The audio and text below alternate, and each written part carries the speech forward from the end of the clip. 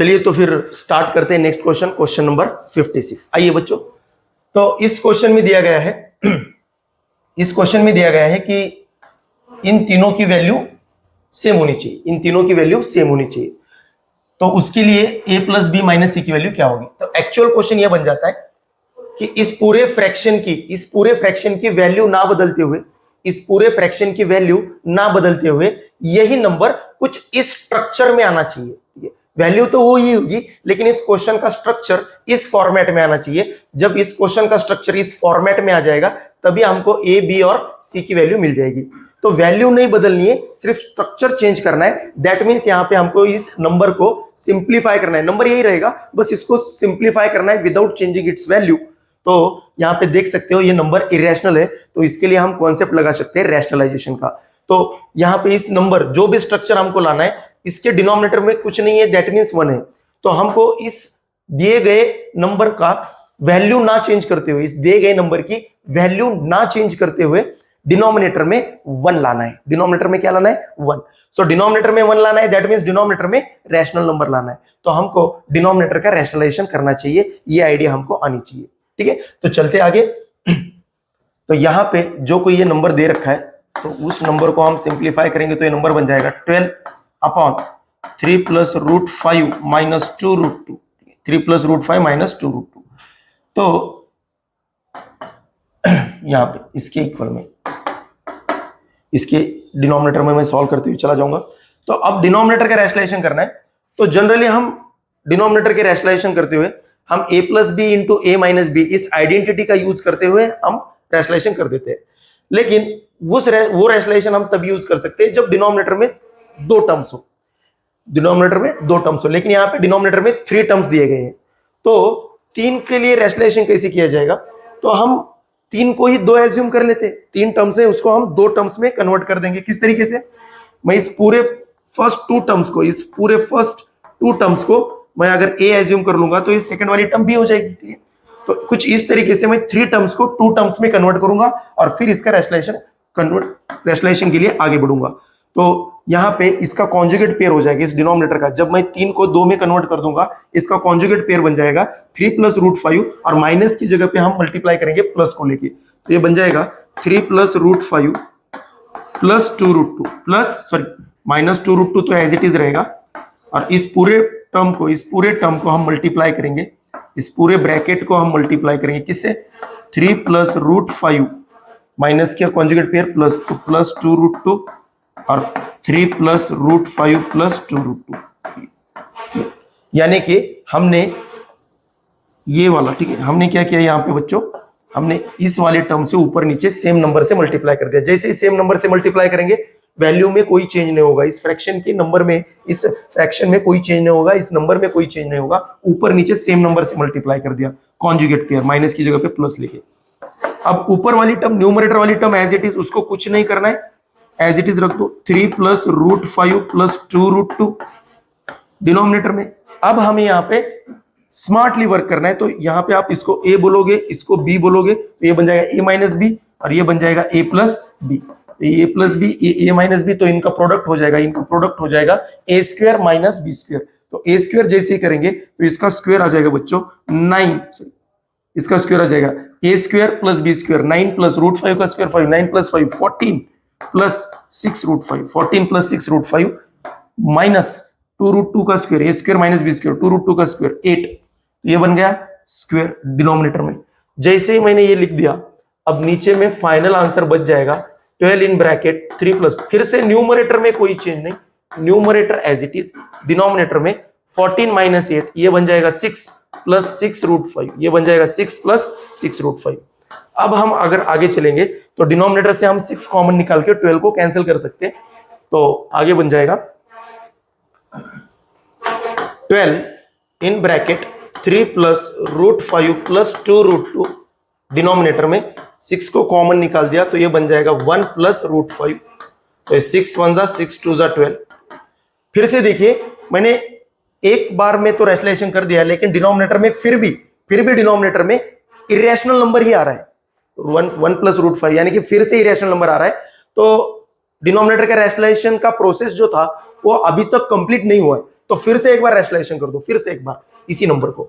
तो 2 as it is side में रख दिया, 3 plus root 5 plus 2 root 2 upon root 5 plus 1, root 5 plus 1, 1 plus root 5 को मैंने लिख दिया रूट 5 प्लस 1।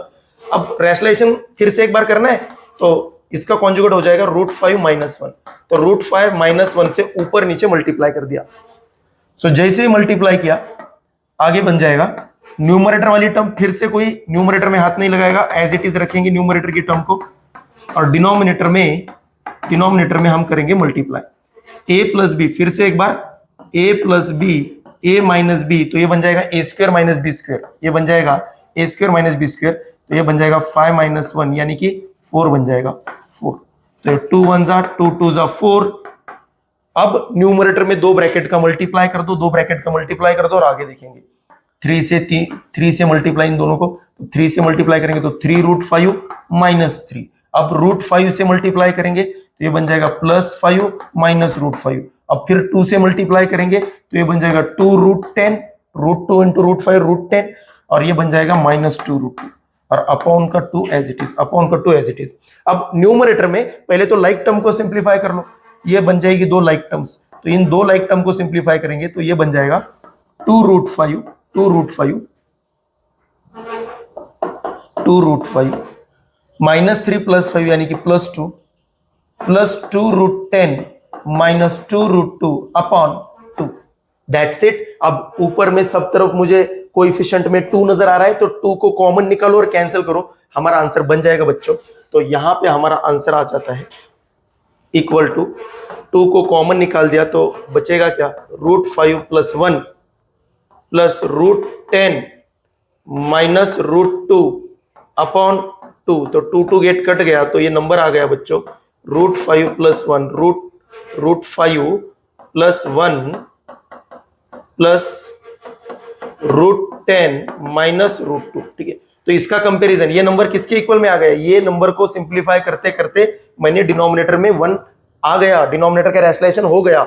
अब ये जो भी नंबर है वो किसके इक्वल में आना चाहिए, 1 plus root A plus root B minus root C, तो ये 1 1 तो कट जाएगा, इसके इक्वल में आ गया, इस नंबर के इक्वल में आ गया, तो 1 1 तो कट जाएगा।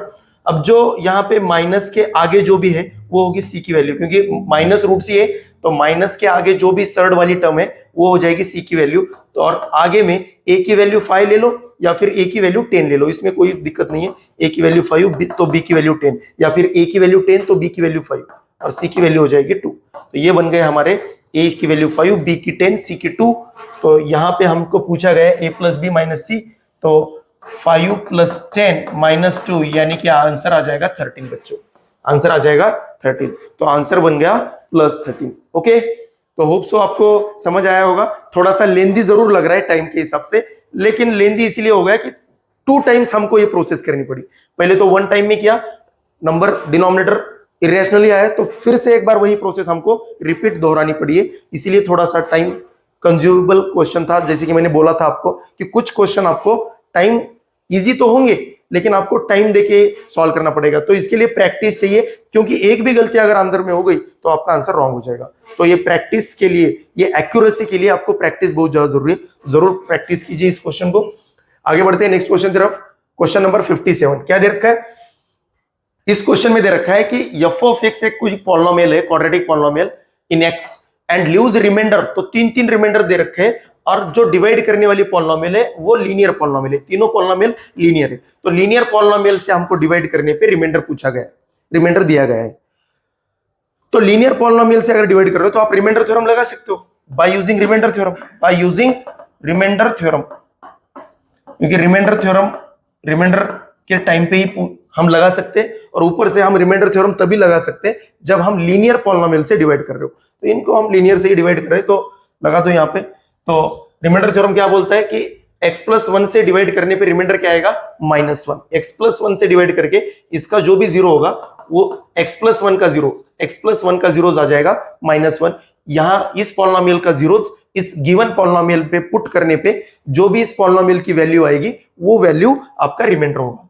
तो इसका जीरोज है -1, तो -1 पुट कर दिया तो ये बन जाएगा f ऑफ -1, तो ये a माइनस बी प्लस सी, तो यहां से आ जाएगा a माइनस बी प्लस सी, तो एफ ऑफ माइनस वन, तो एक्स प्लस वन से डिवाइड करने पे हमको रिमाइंडर दिया गया है 6, तो ये बन जाएगा हमारा इक्वेशन नंबर 1, ये बन जाएगा हमारा इक्वेशन नंबर 1। सिमिलरली इसका जीरोस क्या होगा, x प्लस 2 कब जीरो होगा, जब x की वैल्यू माइनस 2 हो। अब यही वैल्यू हमको इस पॉलिनोमियल में पुट करेंगे तो F of minus 2, F of minus 2 ये आ जाएगा 4a माइनस 2b प्लस सी, तो 4a माइनस 2b प्लस सी की वैल्यू आ जाएगी, कितना दे रखा है, एफ ऑफ माइनस 2 जो कि रिमाइंडर होगा। अब रिमाइंडर तो ये आ रहा है, ये तो हमारा आंसर है कि पुट करने पे रिमाइंडर आना चाहिए, लेकिन रिमाइंडर उन्होंने दे रखा है 11, तो हमारा रिमाइंडर थ्योरम ये बोलता है और उन्होंने रिमाइंडर 11 दे रखा है, तो दोनों का इक्वल होने के लिए ये हमारा रिमाइंडर, ये क्वेश्चन वाला रिमाइंडर, दोनों की वैल्यू सेम होने के लिए यहाँ पे ये आ जाएगा। ठीक है, आगे x plus 3, F of minus 3 अगर पुट करेंगे तो 9a माइनस 3b प्लस सी, तो ये बन जाएगा 9a माइनस 3b प्लस सी की वैल्यू एफ ऑफ माइनस 3, यानी कि x की जगह पे माइनस 3 पुट करने पे रिमाइंडर आने वाला है, और रिमाइंडर हमको दिया गया है क्वेश्चन में, तो हमारा तो ये आया था लेकिन क्वेश्चन में 18 दिया है, तो हमारा रिमाइंडर थ्योरम और क्वेश्चन वाला कॉन्सेप्ट सेम होने के लिए जो रिमाइंडर आया है उसकी वैल्यू 18 ही होनी चाहिए, तो इन दोनों को इक्वेट करना पड़ेगा। तो ये बन गए 3 इक्वेशन, जैसे मैंने 3 बार रिमाइंडर थ्योरम लगाया, ये मुझे 3 इक्वेशन मिल गए। अब इन 3 इक्वेशन में वेरिएबल भी तो 3 है, तो 3 इक्वेशन 3 वेरिएबल को सॉल्व करके आपको ए बी सी की वैल्यू निकालनी, ए बी सी की। जैसे ए बी सी की वैल्यू निकालेंगे उसको वापस डालेंगे तो हमारा क्वाड्रेटिक पॉलिनोमियल रेडी हो जाएगा। उसके बारे में हम उसके रूट के बारे में वगैरह हम बता सकते हैं उसके बाद में।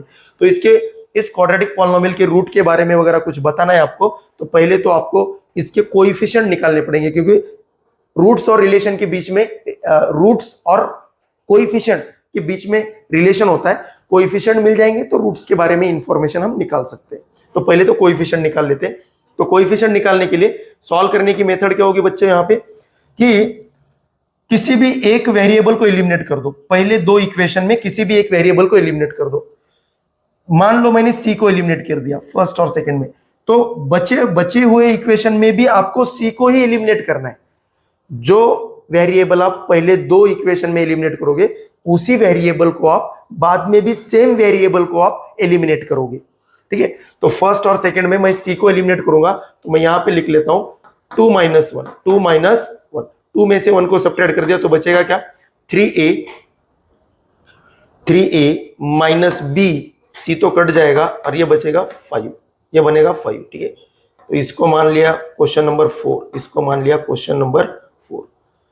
नेक्स्ट वन, मान लो मैंने सॉल्व किया ये 2, मैंने 2 को सब्ट्रैक्ट किया। ठीक है, 2 में से 1 को सब्ट्रैक्ट किया। अब यहाँ पे 3 में से 2 को सब्ट्रैक्ट करूंगा, 3 में से 2 को सब्ट्रैक्ट करूंगा तो यहाँ तो बन जाएगा 9 minus 4, 5a minus b equal to 7, ये बन जाएगा इक्वेशन 5।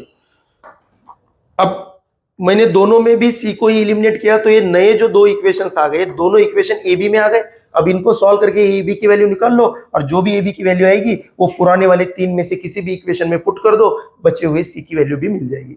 अब इन दोनों को एलिमिनेट करोगे तो यहाँ पे इन दोनों इक्वेशन को मैं सब्ट्रैक्ट कर रहा हूँ, सब्ट्रैक्ट प्लस माइनस, तो ये एलिमिनेट करेंगे तो यहाँ पे बनेगा -2a, यहाँ पे बनेगा -2, तो ए की वैल्यू बन गई बच्चों 1, ए की वैल्यू बन गई 1। जैसे ए की वैल्यू 1 बन गई, इसकी आई हुई वैल्यू वापस पुट करो 4 में, तो 3, तो ये बनेगा b की वैल्यू बनेगी -2, b की वैल्यू बनेगी -2, क्योंकि 3 + 2 तो माइनस b की वैल्यू +2, तो b की वैल्यू -2। ए बी की वैल्यू आप इक्वेशन 1 में पुट कर दो तो आपको 3 मिल जाएगा, तो c बन जाएगा, एंड c बन जाएगा 1 माइनस माइनस +2, 1 + 2 3, तो c की वैल्यू बन जाएगी 3, c की वैल्यू बन जाएगी 3। तो मुझे तीनों वैल्यूज मिल गई, यहाँ पे तीनों वैल्यूज मिल गई, a b और c की वैल्यूज मिल गई। तो हमारा पॉलिनोमियल चेंज हो जाएगा बच्चों। तो किस तरीके से चेंज हो जाएगा देखिए एक बार। तो हमारा पॉलिनोमियल दे रखा था ax² + bx + c, और हमको वैल्यू आई है, a की वैल्यू आई है 1, b की वैल्यू -2 और c की value 3। So therefore f of x becomes x² - 2x + 3। ये हमारी क्वाड्रेटिक पॉलिनोमियल बन गई। इस हिसाब से a की वैल्यू 1, b की वैल्यू -2, c की वैल्यू 3, अगर हम इस गिवन पॉलिनोमियल में पुट करेंगे तो a की वैल्यू 1, तो x² × 1 x² - 2x + 3। अब हमको पूछा क्या गया है इसके आगे, which of the following is correct. अब इस इक्वेशन के बारे में क्या करेक्ट हो सकता है, इस इक्वेशन के बारे में क्या करेक्ट होता है। पहले तो दो रियल रूट होंगे, दो रियल इक्वल रूट्स होंगे, इस तरीके से। तो रूट के नेचर के बारे में पूछा गया है, रूट के नेचर के बारे में पूछा गया है, तो जरूर हम इसका डी निकाल लेंगे, डिस्क्रिमिनेंट निकाल लेंगे। तो डी होता है बी स्क्वायर माइनस 4ac, तो बी स्क्वायर यानी कि -2 स्क्वायर माइनस 4 1 इंटू सी हो जाएगा 3, तो 4 माइनस 12 तो ये बन जाएगा -8, यानी कि डी की वैल्यू हो जाएगी निगेटिव, यानी कि डी की वैल्यू हो जाएगी निगेटिव। तो जैसे ही डी निगेटिव हो गया यानी कि no real roots, no real roots, तो भाई इसको रियल रूट्स ही नहीं होंगे, इस क्वाड्रेटिक पॉलिनोमियल को रियल रूट्स ही नहीं होंगे, ठीक है। अब क्वाड्रेटिक पॉलिनोमियल और क्वाड्रेटिक इक्वेशन, आप बोलेंगे कि सर ये कॉन्सेप्ट तो इक्वेशन का है, आप पॉलिनोमियल में कैसे लगा रहे हो, ठीक है। तो क्लियरली बात है, यहाँ पे मैं इस क्वाड्रेटिक पॉलिनोमियल के रूट के बारे में पता लगाना है, तो पॉलिनोमियल तो वही है, तो आप इसको इक्वल टू 0 करके इक्वेशन के तौर पे आप कॉन्सेप्ट लगा सकते हो, बिल्कुल लगा सकते हो, क्योंकि ये इक्वेशन बदल, ये पॉलिनोमियल चेंज नहीं होगी, क्योंकि इसके राइट में कोई +1 -1 कांस्टेंट नंबर नहीं है। तो इसी को आप क्वाड्रेटिक इक्वेशन मान के आप क्वाड्रेटिक का कॉन्सेप्ट यहाँ पे लगा सकते हो। इसको जितने रूट्स होंगे उतने ही इस पॉलिनोमियल को जीरोस होंगे, जितने इस पॉलिनोमियल को रूट्स होंगे उतने ही इस, जितने मतलब ये क्वाड्रेटिक है ना, क्वाड्रेटिक, तो इस क्वाड्रेटिक इक्वेशन क्या रूट्स के बारे में जो भी इंफॉर्मेशन आपको मिलेगी इस क्वाड्रेटिक इक्वेशन के बारे में, वही पॉलिनोमियल यहां पे है।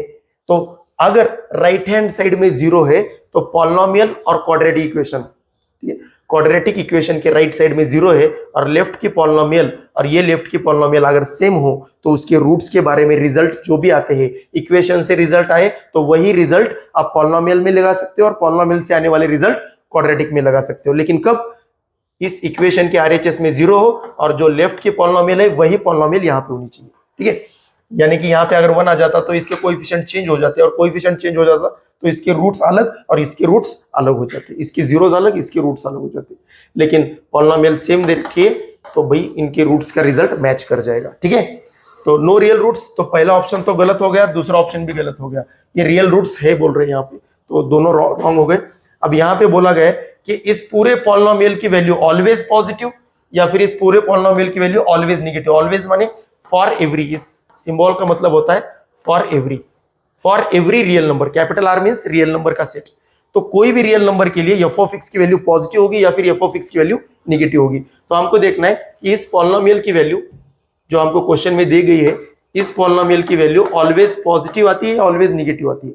तो क्लियरली दिख रहा है कि डी तो हमारा नेगेटिव है और लीडिंग कोएफिशिएंट, ठीक है, ए जो है हमारा पॉजिटिव है, ए की वैल्यू पॉजिटिव है, डी नेगेटिव, ए पॉजिटिव है, तो इसकी हमेशा वैल्यू पॉजिटिव ही आएगी, इसकी हमेशा वैल्यू पॉजिटिव नंबर ही आपको मिलेगा। इसका कोई भी नंबर, इसकी मिनिमम वैल्यू निकाल लो वो भी पॉजिटिव आएगी, ये कभी निगेटिव नहीं होगा। यानी कि इसका जो भी ग्राफ होगा वो एक्स एक्सिस को कभी टच नहीं करेगा, ऊपर के ऊपर ही चला जाएगा, ऊपर के ऊपर ही चला जाएगा। तो एक्स एक्सिस को टच नहीं करेगा यानी कि इसकी वैल्यू 0 नहीं हो सकती, और ऊपर में चल रहा है यानी कि पॉजिटिव वाई एक्सिस के ग्राफ में चल रहा है तो वाई की वैल्यू हमेशा पॉजिटिव आएगी, 0 भी नहीं हो सकती, तो ऑलवेज पॉजिटिव आ जाएगा, क्योंकि ए पॉजिटिव है, लीडिंग कोएफिशिएंट पॉजिटिव है, तो हमेशा इसकी वैल्यू पॉजिटिव आएगी, चाहे एक्स की वैल्यू आप कुछ भी रख दो।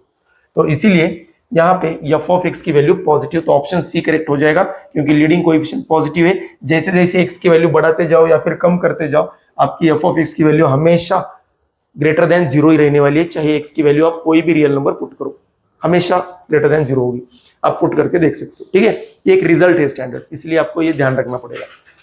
आगे बढ़ते हैं, आप देख सकते हो इस क्वेश्चन को आप थोड़ा बहुत 11th का टचअप बोल सकते हो, जैसे मैंने आपको बताया था। आगे बढ़ते हैं, क्वेश्चन नंबर 58। क्या बोला गया क्वेश्चन में? देखिए, इस क्वेश्चन को देख के हमको पता लग जाता है कि ये टाइम कंज्यूमिंग क्वेश्चन है, बहुत सारे पावर्स, बहुत सारे बेसिस यहाँ पे प्रोवाइड किए गए हैं, तो हमको इसको सॉल्व करने में टाइम लग सकता है, लेकिन हमको हो सके उतना हमारे अकॉर्डिंग, प्रैक्टिस के अकॉर्डिंग इसको कम टाइम में निकालना है जरूर। तो बच्चा तो पहले तो यही सोचेगा यहाँ पे कि हम पहले लैम्बडा को सॉल्व करेंगे, फिर लैम्बडा की वैल्यू निकालेंगे, फिर म्यू, ये जो है वो ग्रीक लेटर है म्यू की वैल्यू कुछ दे रखी है, उसको हम सॉल्व करेंगे अलग से, लैम्बडा और म्यू की अलग अलग वैल्यू निकालेंगे और इस लैम्बडा और म्यू की वैल्यू यहाँ इस एक्सप्रेशन में पुट करेंगे और वैल्यू निकाल लेंगे। तो पहले तो लैम्बडा को पुट कर दो। जैसे ही लैम्बडा को हम सिंप्लीफाई करने चले जाते हैं तो देख पा रहे होंगे ये सारे के सारे जो बेसिस है, ये बेसिस ये 3 के पावर में हमको दिख रहे हैं, 81, 243, 3, ठीक है। 3 के पावर में दिख रहे, तो बच्चा सीधे से समझ जाएगा कि इन सबको 3 के पावर में कन्वर्ट करना है, इस पूरे एक्सप्रेशन को 3 के पावर में कन्वर्ट करना है।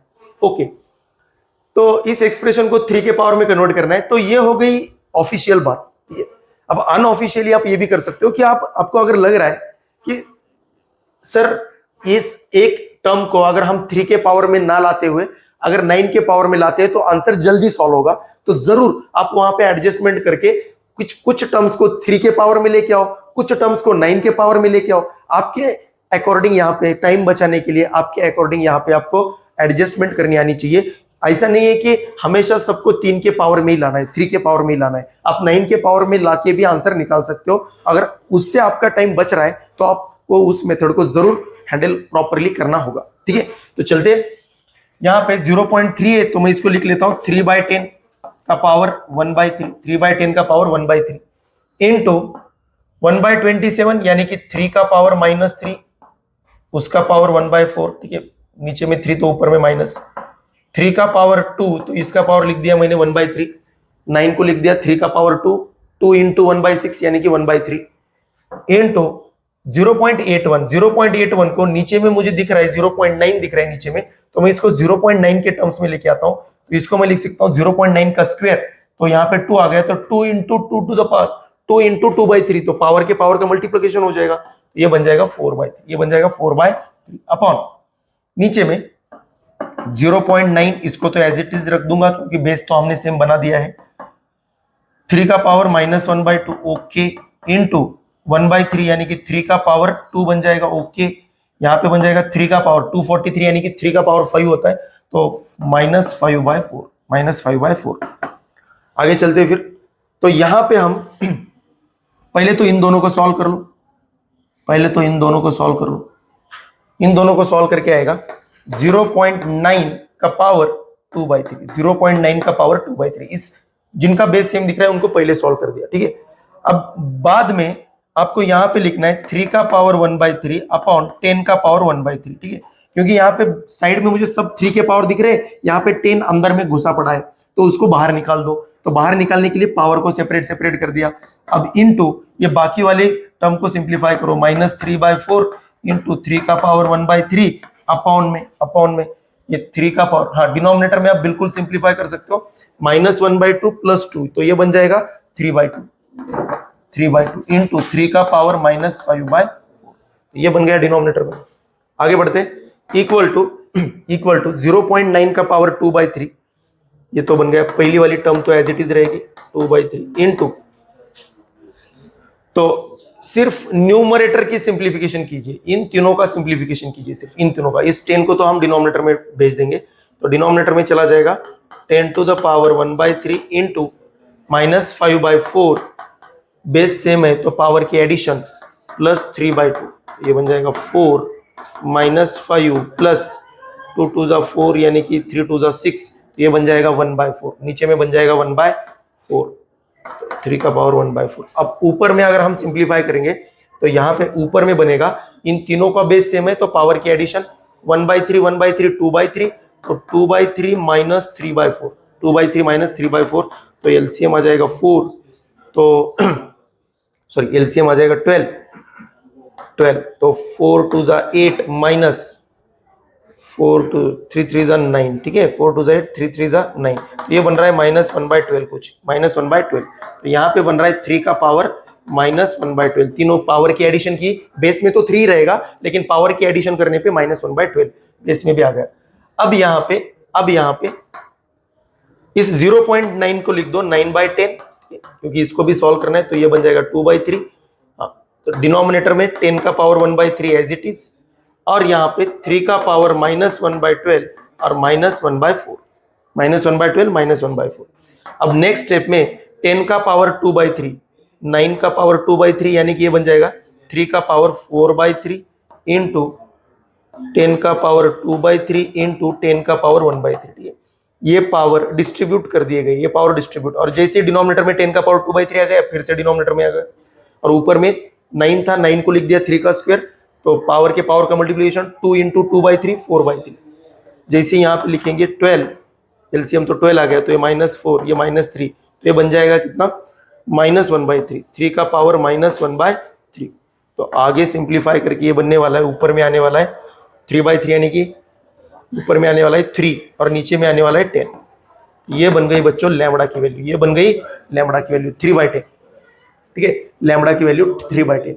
अब बच्चा म्यू, तो म्यू को सिंप्लीफाई करेंगे कुछ इस तरीके से, म्यू इज इक्वल टू 3 का पावर -1 यानी कि 1/3 -1/2 उसका पावर -1, इसका रेसिप्रोकल 1/3, इसका 1/2, बीच में minus, power -1 as it is रख दिया, प्लस 5 का -1 है, पावर 6 का -1 है, तो इसको मैं 1/5 -1/6 इसका पावर -1। ओके, तो अंदर में हम सॉल्व कर देंगे, तो -1/6 का पावर -1, अंदर में 6 - 5 1/6 का पावर -1, 1/6 का पावर -1। तो इसका रेसिप्रोकल करेंगे तो ये बनेगा -6, साइन तो एज इट इज रहेगा, सिर्फ रेसिप्रोकल करेंगे तो पावर 1 बन जाएगा, ये बनेगा +6, ये बनेगा +6। ओके, तो -6 बन रहा है, ये बन रहा है +6, तो ये बन गया 0। तो म्यू की वैल्यू आ गई 0, म्यू की वैल्यू आ गई 0। तो हमको पूछा क्या गया है 10 lambda plus mu, 10 lambda plus mu, तो 10 लैम्बडा यानी कि 3/10 इंटू लैम्बडा की वैल्यू 3/10 इंटू 10, 10 इंटू लैम्बडा की वैल्यू 3/10 प्लस म्यू की वैल्यू 0, तो ये 10 कट गया, तो 3 + 0 बन जाएगा 3। तो हमारा आंसर आ रहा है बच्चों 3 कुछ। तो यहाँ पे तो कुछ गलती हुई जैसा लग रहा है, म्यू की वैल्यू तो ठीक है, नन ऑफ दिस तो दिख रहा है, तो नन ऑफ दिस ही शायद आ जाएगा, नन ऑफ दिस आ जाएगा क्या, कुछ गलती लग रही है मेरे को। 10 लैम्बडा म्यू की वैल्यू 1/3, यहाँ पे तो कुछ गलती नहीं हुई, 1/3 -1/2, तो 2 - 3 -1/6, -1/6 का रेसिप्रोकल -6 सही तो है। नेक्स्ट 1/5 1/6, तो यहाँ पे शायद नीचे में 30 आएगा, यस नीचे में 30 आएगा, यही मुझे लग रहा था, नीचे में 30। तो ये बन जाएगा बच्चों -6 -1/6, -6, ये बन जाएगा +30, तो ये बन रहा है 24। Yes, now it is correct. देखिए, आप अगर प्रैक्टिस में होगे तभी आप इसको सही कर पाएंगे, या फिर ऐसा को यहाँ पे अटक सकते हो बिल्कुल ज्यादा। और नन ऑफ दिस की तरफ जाने से पहले बिल्कुल एक बार सोच लीजिए कि कहीं कुछ गलती तो नहीं हुई, क्योंकि उन्होंने जानबूझ के नन ऑफ दिस ये ऑप्शन काफी ज्यादा क्वेश्चन में रखा हुआ है। तो 30, तो ये बन जाएगा -60 और ये बन जाएगा +30, ये बन जाएगा 24। तो यहाँ पे आ जाएगा बच्चों 10 इंटू 3/10 और म्यू की वैल्यू 24, तो ये आंसर आ जाएगा बच्चों 27, 24 + 3 27। ठीक है, यानी कि ऑप्शन बी करेक्ट आ जाएगा इसका, यानी कि इसका ऑप्शन बी करेक्ट आ जाएगा। ओके, चलिए आगे बढ़ते हैं। Question number 59, question number 59। तो यहाँ पे भी आप ऑप्शन को देखते हुए आंसर बना सकते हो, या फिर एबीसी की वैल्यू कुछ इस तरीके से एज्यूम करो, एबीसी की वैल्यू कुछ इस तरीके से एज्यूम करो ताकि ये तीनों रेशियो इक्वल में है।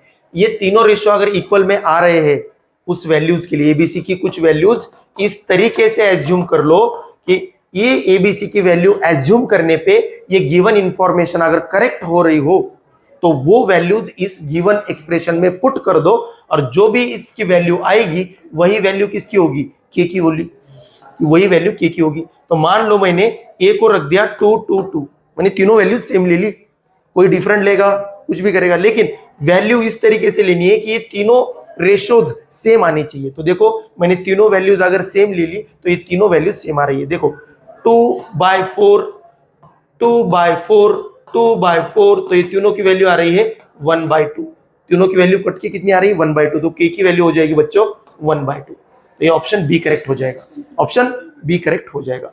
तो ये तो हो गया हमारा ऑप्शन का मेथड पुट करने पे कि सेटिस्फाई कर रहा है यहाँ पे, बिल्कुल यहाँ पे कि 3/4 तो कहीं कभी भी नहीं आ सकता, कभी भी नहीं आ सकता। आप कोई भी वैल्यू डाल के देखो जो इस कंडीशन को सेटिस्फाई करती हो, इन तीनों रेशियो को सेम आने वाली वैल्यू हमेशा, आप जो भी वैल्यू ले लो इन तीनों कंडीशन को सेटिस्फाई करने वाली वो वैल्यू हमेशा इस हर एक रेशियो की वैल्यू 1/2 ही देने वाली है। आप वैल्यू चेंज करके देख सकते हो। ठीक है, अब जाते हैं मैथमेटिकल वे की तरफ से। तो मैथमेटिकल वे क्या बोलता है कि इस ए को के टर्म्स में रिप्रेजेंट करो, बी को भी और सी को भी, तो क्रॉस मल्टीप्लाई कर देते। तो ए की वैल्यू आ गई के in bracket B plus C, B की वैल्यू आ गई के इन ब्रैकेट सी प्लस ए, और c की वैल्यू आ गई k in bracket a plus b। अब तीनों को अगर ऐड करेंगे तो ये बन जाएगा, ऐड क्यों किया, क्योंकि ऐड करने पे हमको एडिशन की वैल्यू नॉन जीरो बता दी गई है, कुछ तो कंडीशन दे रखी है एडिशन के बारे में, या फिर आप एडिशन करोगे तो कुछ ना कुछ ब्यूटीफुल क्रिएट हो रहा है यहाँ पे, इसलिए एडिशन कर रहा हूँ। तो ये एबीसी, के को कॉमन निकाल दिया तो अंदर में बचेगा 2a plus 2b plus 2c, 2 को कॉमन निकाल दिया तो 2k in bracket a plus b plus c, और यहाँ पे भी a plus b plus c। तो ये a plus b plus c की वैल्यू जीरो नहीं है, वहां पे बोला गया, तो इसको हम डिवाइड कर सकते हैं, ये मल्टीप्लाई के इधर आके डिवाइड हो जाएगा और ये कट जाएगा न्यूमरेटर डिनोमिनेटर में। और जैसे ये डिवाइड में कट जाएगा तो ये कटे, ये बचेगा 1, यहाँ बचेगा 2k की वैल्यू 1, तो k की वैल्यू हो जाएगी बच्चों 1/2, k की वैल्यू हो जाएगी 1/2। तो बहुत आसान सा क्वेश्चन जो कि ऑप्शन बी का आंसर दे रहा है। ठीक है, चलिए तो फिर आगे बढ़ते हैं। नेक्स्ट वन, यहां पे बोल रखा है कि x की वैल्यू कुछ दे रखी है, कुछ सीक्वेंस दे रखी है, देखिए इनफाइनाइट तक जा रही है सीक्वेंस।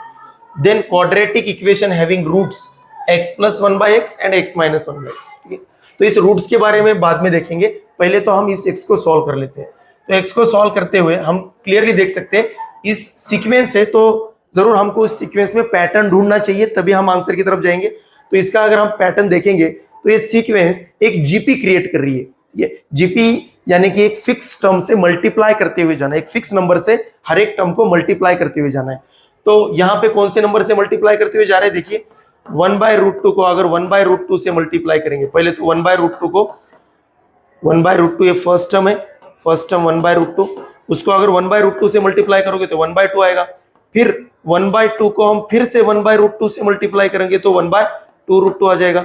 फिर 1/2√2 को 1/√2 से मल्टीप्लाई करेंगे तो ये आ जाएगा 1/4। तो इस तरीके से हमारा सीक्वेंस बनना है 1/√2, 1/2, 1/2√2, 1/4, इस तरीके से ये सीक्वेंस हमारा क्रिएट होते हुए चला जा रहा है। तो हम किस नंबर से मल्टीप्लाई कर रहे हैं, हमेशा 1/√2 से। तो यहाँ पे ये जो x है, x is an GP with common ratio, जिस नंबर से मल्टीप्लाई कर रहे हैं वो कॉमन रेशो हो जाएगा, with common ratio r equal to 1/√2, ठीक है। तो ये बन जाएगा 1/√2 कॉमन रेशो। तो ये एक जीपी है, कॉमन रेशो 1/√2 है, और ये जीपी इनफाइनाइट तक बढ़ते हुए चला जा रहा है। तो हमको यहाँ पे yes infinite, sum of the infinite terms of the GP का कॉन्सेप्ट लगाना पड़ेगा। तो sum of the infinite terms of GP का कॉन्सेप्ट क्या होता है कि यस इनफाइनाइट जीपी का सम का फॉर्मूला होता है first term a upon 1 minus r, first term a upon 1 minus r। तो ये होता है इनफाइनाइट टर्म्स का फॉर्मूला। लेकिन यहाँ पे ये फॉर्मूला हम एवरी टाइम नहीं लगा सकते, हम ये फॉर्मूला उसी जीपी पे लगा सकते हैं, जिस जीपी की वैल्यू -1 to 1 के बिटवीन में लाई करती हो, जिस जीपी की वैल्यू -1 to 1 के बिटवीन में लाई करती है, उसी कॉमन रेशो के लिए हम ये फॉर्मूला, ये इनफाइनाइट टर्म ऑफ जीपी का फॉर्मूला यूज कर सकते हैं, एवरी टाइम नहीं यूज कर सकते।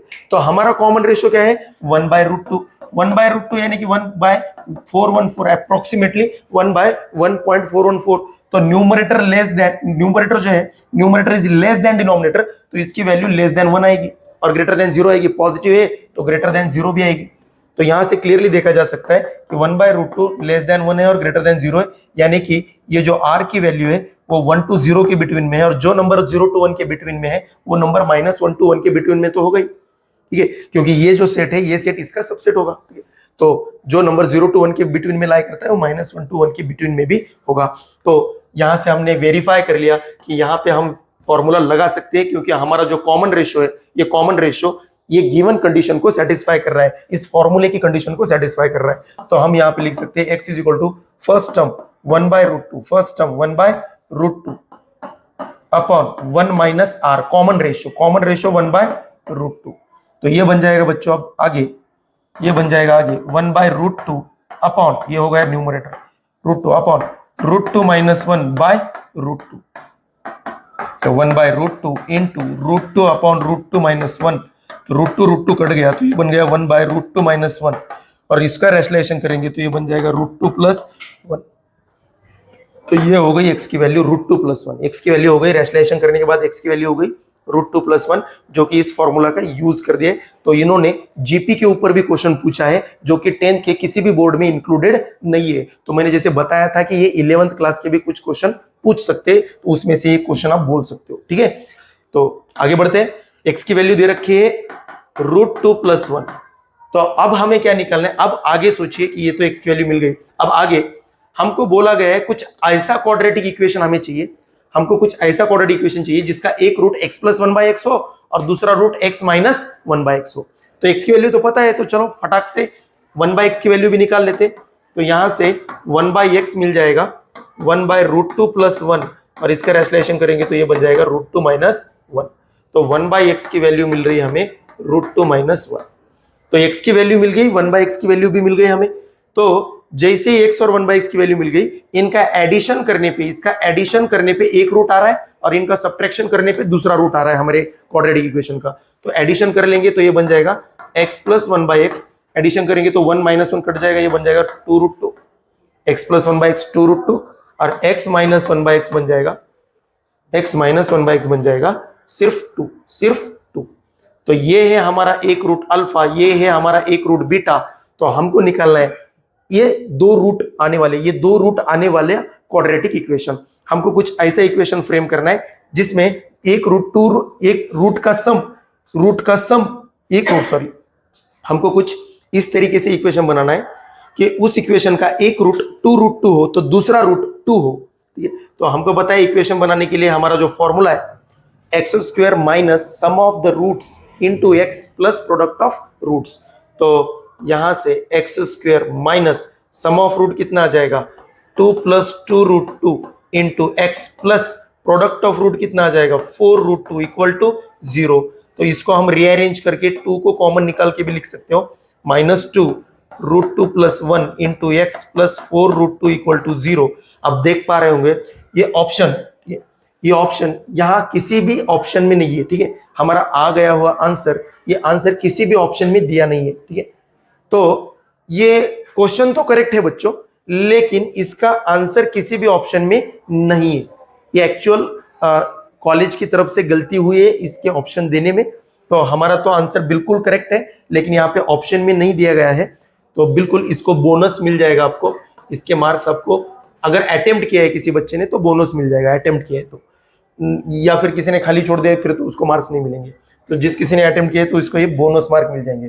तो ये इक्वेशन हमको कहीं पे नहीं अवेलेबल हो रहा है। ठीक है, तो ये हो गई एक बात। अब दूसरी बात, बोनस हो जाएगा अगर ऑप्शन में से आंसर लाना है। ठीक है, इस ऑप्शन में से आंसर लाना है तो इस क्वेश्चन में थोड़ा सा करेक्शन करेंगे तो इस ऑप्शन में से आंसर आ सकता है। क्वेश्चन में थोड़ा सा करेक्शन करेंगे तो देखिए, क्लियर रहिए, बाद में कंफ्यूज मत होना है कि इस क्वेश्चन का आंसर ये है और ये आंसर यहाँ पे नहीं है, किसी भी ऑप्शन में नहीं है, तो ये बोनस हो गया।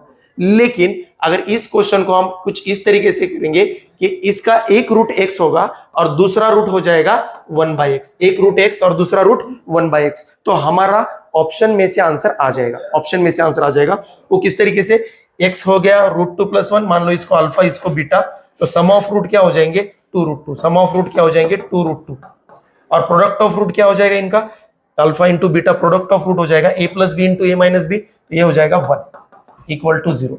तो क्लियरली देख पा रहे होंगे, इस क्वेश्चन को करेक्ट होने के लिए आप यहाँ पे ऑप्शन ए को टिक मार सकते हो, लेकिन क्वेश्चन को चेंज करना पड़ेगा। एक रूट x होगा तो दूसरा रूट 1/x होगा, तो करेक्ट आंसर आ जाएगा ऑप्शन ए, जो कि इसमें से होगा।